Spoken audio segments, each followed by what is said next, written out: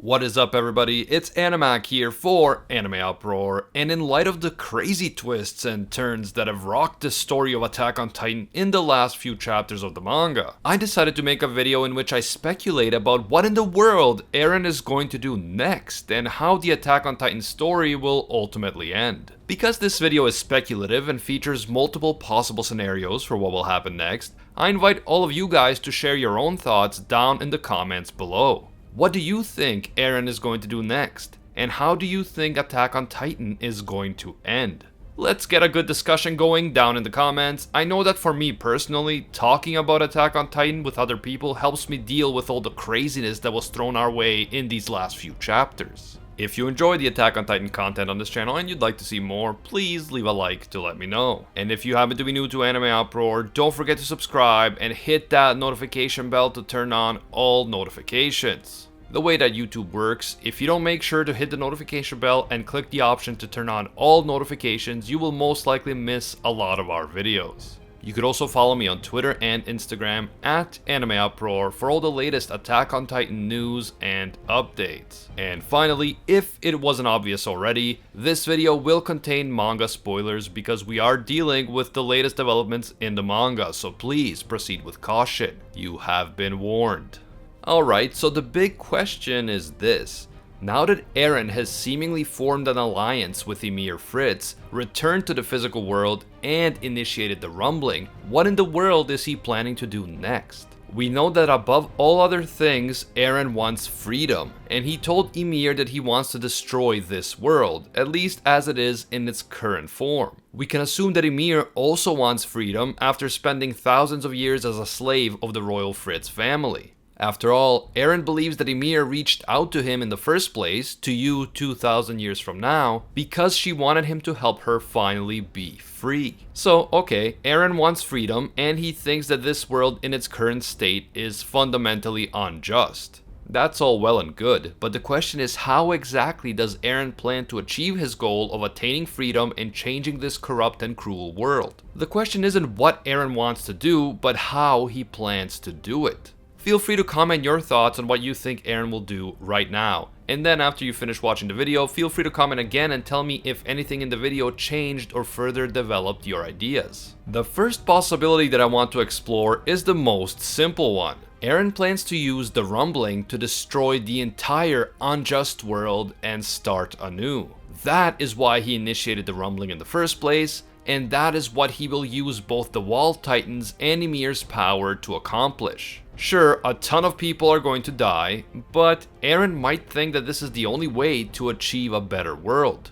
A lot of people may have to die now, but at least this will lead to a better future instead of hundreds and thousands of years of more war, suffering, and injustice. I'm not saying that I support this, obviously, but it just might be what he is thinking at the moment. This scenario would be in line with the concept of Ragnarok, which is something I mentioned in previous videos. In short, Attack on Titan is full of direct references to Norse mythology, and in Norse mythology, Ragnarok is a prophecy about the end of the world, the apocalypse. According to this prophecy, there will be a great war, many will die, including the gods, there will be great natural disasters and calamities, and then in the end, two people, a man and a woman, will be the only survivors. These two people will then repopulate the earth and create a new and better world. We know that the final panel of the Attack on Titan manga is going to feature an adult holding a child with the text reading, "You are free." So perhaps this was a hint that a Ragnarok-esque event will occur and only a few people will survive,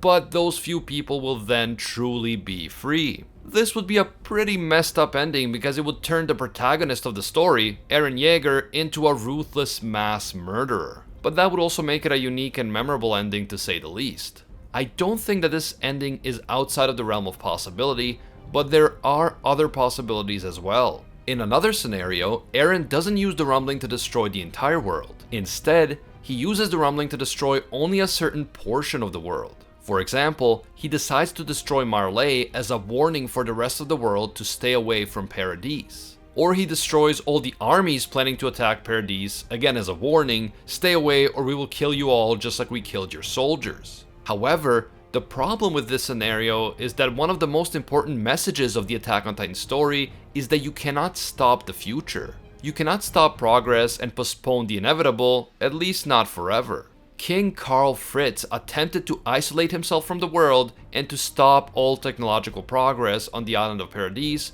but that was always doomed to failure. So why would Eren succeed where Karl Fritz failed?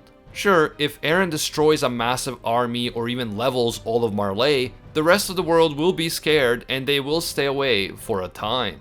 But as modern technology continues to advance and one day those other countries develop weapons of mass destruction like nukes, you better believe that they will attack the Eldians again. The problem with instilling fear into someone is that eventually they will realize that the only way to stop being afraid of you is to destroy you. And that is what the rest of the world will eventually do to the Eldians if Eren uses fear as his only tactic for achieving freedom. Another option for what Eren might do next is the time loop theory, which I covered in an entire video that you can watch if you click the link in the description. To be brief, the idea here is that because the Attack Titan has the ability to access future memories and even influence the past, perhaps together with Ymir's power, Eren would be able to turn back time. Perhaps the reason why Historia looks so much like Ymir Fritz is because the child that Historia is carrying is none other than Ymir Fritz herself.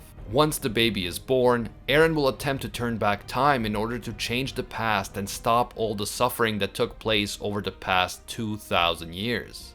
This type of ending would be a mindfuck for sure, and yes, I said funk because it's YouTube in 2019, but I don't think that this is very likely, and I mentioned this in my video on the time loop theory as well. This type of ending would definitely have us talking about it for years to come, but it just wouldn't be satisfying at all, in my opinion, and it wouldn't allow the story to progress in the way that it has been so far. Clearly, there are important messages in Attack on Titan about the need to be free, to accept the future, to accept progress, and to keep moving forward. This might actually be the whole point of Attack on Titan, and this is why an ending that traps the world of Attack on Titan inside a time loop does not make sense to me from a narrative perspective. Although to be fair, you never know with our boy Hajime Isayama. To say that he has managed to surprise us in these past few chapters would be a massive understatement. We also have the Lelouch from Code Geass scenario. This is the idea that Eren might make himself out to be a villain, the worst evil in the world that everyone can agree must be stopped, including the Eldians, the Marleyans, and every other nation in existence.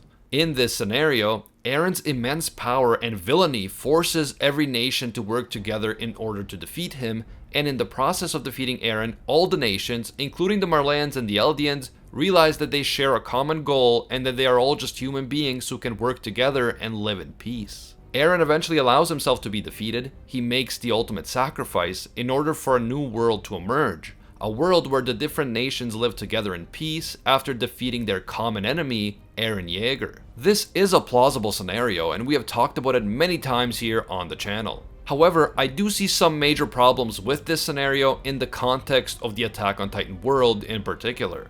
The other nations of the world have a deep distrust of Eldians and a deep fear of them because of their ability to turn into Titans. Even if all the nations work together to defeat Eren, as soon as the threat is gone, the other nations will still be afraid of the Eldians and they will still likely try to eliminate them so that they can never pose a threat to humanity in the future. This could potentially be resolved if Eren uses the power of Ymir Fritz to take away the ability of the Eldians to turn into Titans before he is defeated, but even then you are relying on the goodwill of the other nations, including the Marleyans, for the survival of the Eldian people. Are we sure that the other nations will actually believe that the Eldians can no longer turn into Titans? What if the other nations think that the Eldians are playing a trick on them, and that they can still turn into Titans anyway? Knowing how human nature works, it is very likely that the other nations will still turn against the Eldians just in case the Titan powers are still in their blood. Or just in case these powers somehow return at some point in the future. Don't forget that much of the world views Eldians as the spawn of the devil. And this type of vile propaganda is deeply ingrained into the psyche of the Marleyans and other nations. Even though this propaganda is indeed false, there is no devil to speak of, it would be naive for Eren to assume that sacrificing himself to get the Eldians and other nations to work together would automatically lead to world peace. I mean, if we just look at our own world, even though most of the world had a common enemy in the Axis powers during World War II, as soon as World War II ended, the Allies turned on each other and the Cold War began. Another scenario is that Eren will just go full villain, although this one is highly unlikely. In this scenario, Eren develops a god complex like Light Yagami from Death Note, and Eren uses Ymir's powers and the rumbling to rule the world with an iron fist. He may even decide to consume all 9 Titan powers to make himself as powerful as possible, and maybe even defeat the curse. Since we now know that Ymir Fritz did not die because of an illness or curse, it is possible that someone who possesses all 9 Titan powers at once is immune from the dreaded curse of Ymir. But this would require Eren to change completely as a character.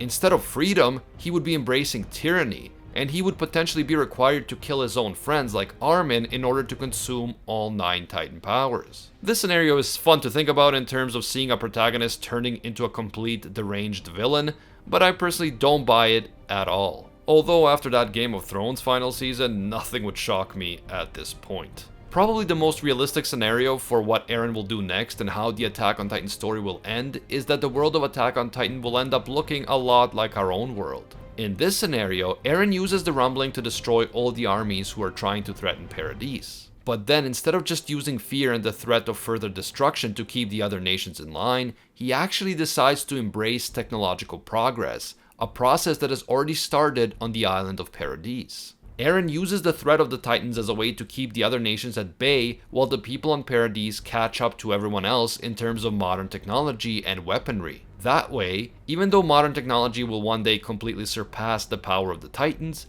the Eldians will still be able to defend themselves because they will also possess the most advanced weapons. Eventually, Eren could even use Ymir's power to take away the ability of Eldians to transform into Titans in the first place. And then the Eldians would be just like every other nation in the world, no Titan curse, no children of the devil, just good old-fashioned firepower. This scenario requires Eren to engage not only in destruction, but also in statecraft. Eren would have to become more than just a soldier. He would have to become a statesman, a ruler who is working to build a modern and prosperous nation. He would have to build partnerships and alliances with other nations like Hizuru.